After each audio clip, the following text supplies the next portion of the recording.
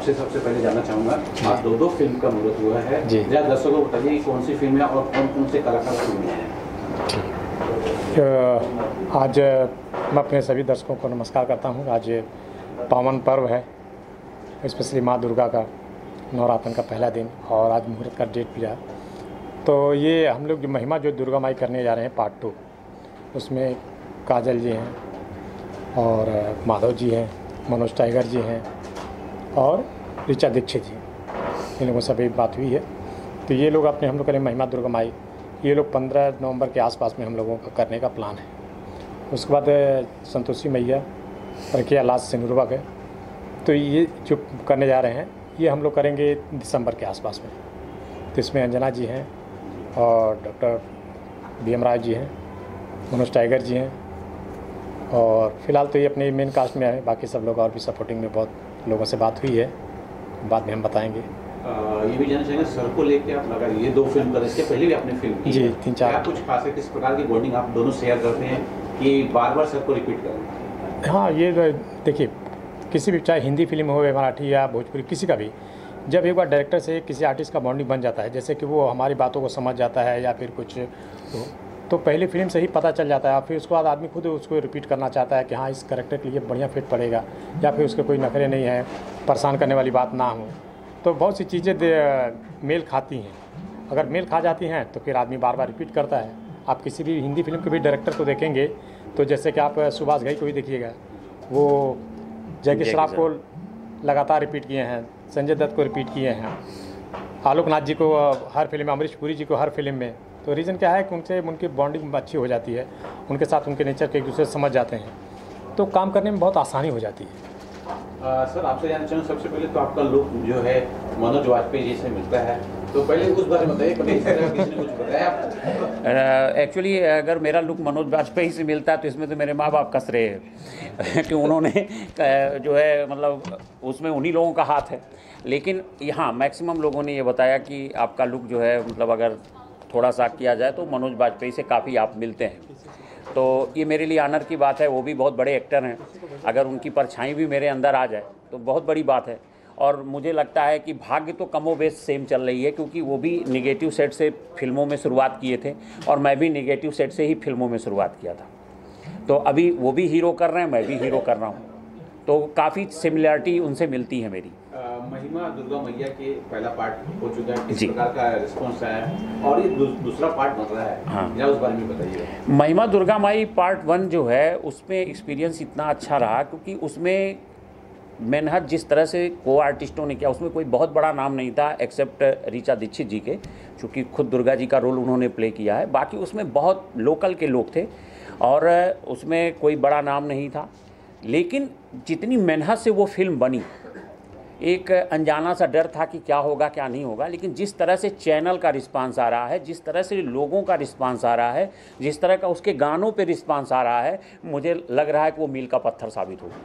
Sir आज ये 2 film बन रही है जी, दोनों धार्मिक ही बन रही है। जी जी जी। ऐसा नहीं हो सकता था एक कुछ अलग जोनर का बनता? ऑलरेडी सर ने अभी एक फिल्म हम लोगों की बनी है पत्नी व्रता, वो एक अलग जोन की फिल्म थी। उसके बाद फिर सर ने अभी सर ने प्रोड्यूस की है, सर ने बनाई है पति की शादी, वो एक अलग जोन की फिल्म है। मतलब आप जिसमें अगर मैं माधव कुमार राय हूँ और डायरेक्टर संतराम सर हैं और प्रोड्यूसर हरीश जी हैं, तो आप ये पक्का मान के चलिए कि वो फिल्म में कुछ तो नया है, कुछ तो नया है। नया तो ये है कि मैंने पति व्रता सुना है जी। पत्नी व्रता, ये जरा सा थोड़ा सा जी, जैसे हमारे हिंदुस्तान में मैक्सिमम क्या होता है कि अगर पत्नी बीमार हो गई तो पति देव दूसरी शादी खोजने लगते हैं कि अगर ये जाए तो मैं जल्दी से दूसरी व्यवस्था कर लूँ।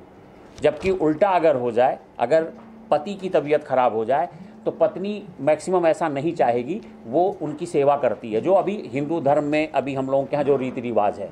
तो उस पराकाष्ठा को हम लोगों ने बदलने का प्रयास किया है कि अगर पत्नी पति की सेवा कर सकती है, पत्नी अगर सत्यवान का प्राण वापस यमराज से ला सकती है, तो पति क्यों नहीं कर सकता?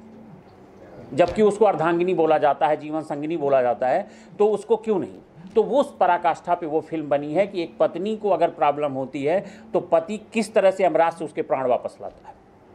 जी सर, आप भी बताइए कि आप किस प्रकार से इस फिल्म से जुड़े हैं।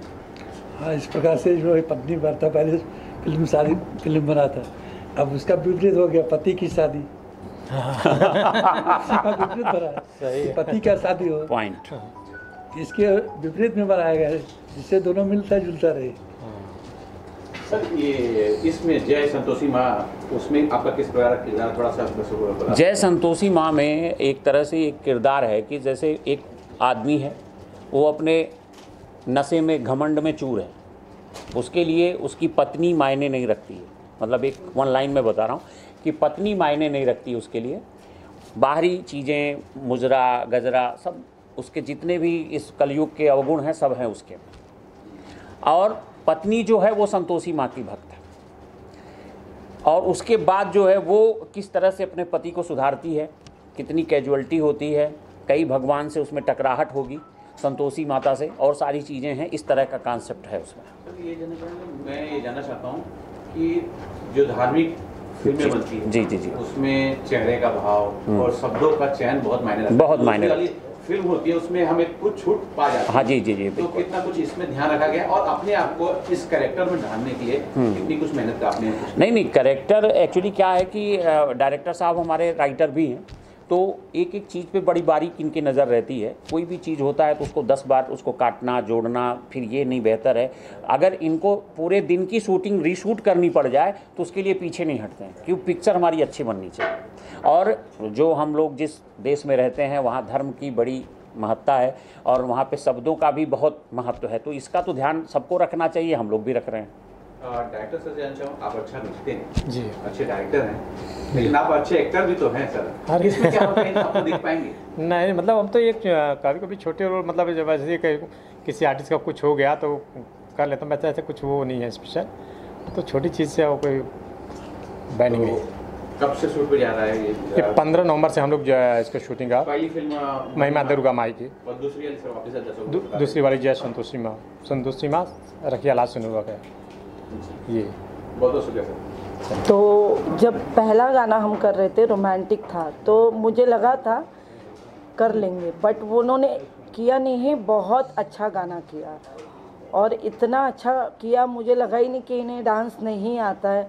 और दूसरा जो गाना था वो डांसिंग वाला था, उसमें भी इन्होंने इतना अच्छा किया, जैसे बहुत ही अच्छा डांस कर पाए। और ये खुद ताजुब है कि इन्होंने डांस कैसे कर लिया।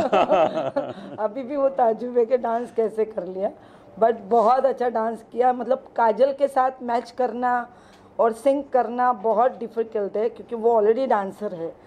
और बताइए किस तरह का गाना, किस मूड का गाना था? 2 गाने थे, जो पति की शादी फिल्म का गाना था वो, जिसमें सर डायरेक्टर थे और सर प्रोड्यूसर हैं, और उसमें काजल जी भी हैं और अंजना जी भी हैं। उसमें काजल जी भी हैं और अंजना जी भी हैं।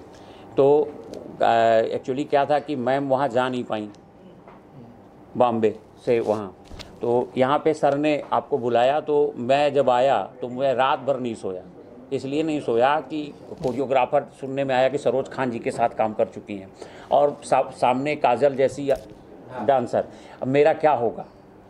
और ऊपर से सर अगर गलती हो गई तो मेरी खैर नहीं, वो पूरा क्लास लग जाएगी। लेकिन देवी दुर्गा मनाते हुए पहुंचा मौके पे, मैम से सर ने पहले बोल दिया था कि बहुत अच्छे डांसर नहीं है, तो मैम उस हिसाब से ध्यान दे रही थी। लेकिन जब इन्होंने, वही कहा जाता है ना कि पूत के पाँव पालने में दिख जाते हैं, माँ की तरह हैं, तो इन्होंने देख लिया कि मेरी कैपेसिटी क्या है। उसके बाद इन्होंने जो सर माहौल बनाया, मैं इमेजिन नहीं कर सकता, मैं कह नहीं सकता कि मैं कैसे कर ले गया।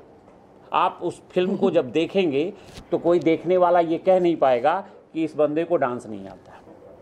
इतना बेहतरीन काम हुआ, बहुत बढ़िया किया, बहुत। मतलब काजल को मैच करना बहुत डिफिकल्ट है, ऑलरेडी वो डांसर्स है और इन्हें थोड़ा सा डाउट था कि कर लूँगा या हो पाएगा या नहीं, बट इतना अच्छा किया, मतलब उसके साथ मैच कर लिया, बहुत बढ़िया कर लिया डांस। Thank you. को अनुज तिवारी का नमस्कार। इस फिल्म में मैंने सर के कहने पे एक गाना बनाया जो कमर्शियल सॉन्ग था, आवा ढिबरी बुता के डांस करा, तो बहुत ही बेहतरीन सॉन्ग है। म्यूज़िक भी मैंने किया और मेन वॉइस भी मेरी है, फीमेल में प्रियंका सिंह जी गाई हैं, जो कि बहुत ही बड़ी सिंगर है प्रियंका सिंह भोजपुरी के लिए देखा जाए तो। और बहुत ही बेहतरीन सॉन्ग बना जो, और मुलाकात सर के थ्रू ही हुई है सर, लेकिन अच्छा गाना बना एकदम। और शूट कैसा हुआ वो तो सर अभी बताए कि बहुत अच्छा शूट हुआ है। जी सर, नमस्कार सर, मेरा एक फिल्म 5 तारीख को आ रहा है जो सर के माध्यम से है, और सर उसमें लीड किए हैं। पार्ट 2 का पोस्टर भी देख रहे हैं तो पार्ट 1 आया है, 5 तारीख को आएगा। उसमें गाने अच्छे हैं, बेहतरीन हैं। और आने वाली